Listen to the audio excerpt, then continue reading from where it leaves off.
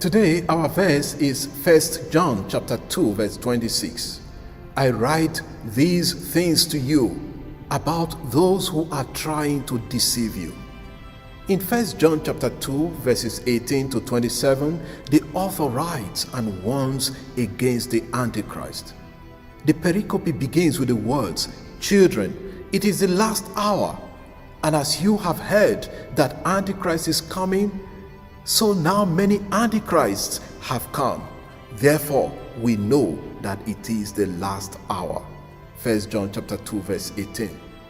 Antichristos in Greek means the opponent of Christ or one opposed to Christ.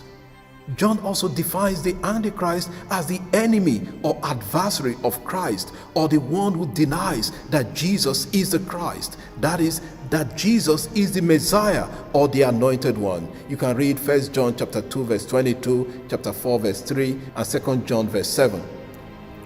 Although once part of the Christian family, these antichrists left and formed an opposition. If you read 1 John chapter 2 verse 19. So John distinguishes between those who stand for the truth of the gospel handed down by Jesus Christ and those who separated themselves from the preaching of the true gospel of Jesus Christ. Therefore, the Antichrist has different faces: those opposed to the teaching of Christ, or those who twist the gospel message for their own advantage. Our verse highlights the aim of the Antichrist. John says he is writing to warn his audience because of those trying to deceive them. The intention and aim of the Antichrist are to deceive. The Greek verb used is planao, which means to lead astray, cause to wander.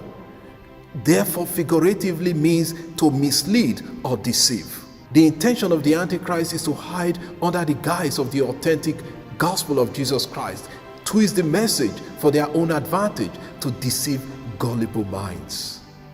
Today, can we say there are not even more antichrists in our world with different messages trying to please the world rather than stay faithful to the authentic message of Jesus Christ? A young man in a parish I ran some years ago began a ministry, which was okay. Some parishioners would go to his house in the afternoon after attending Sunday Mass. Gradually, the ministry started becoming a church. I called the young man to ask what was happening. And to my amazement, he said it was because he needed a job.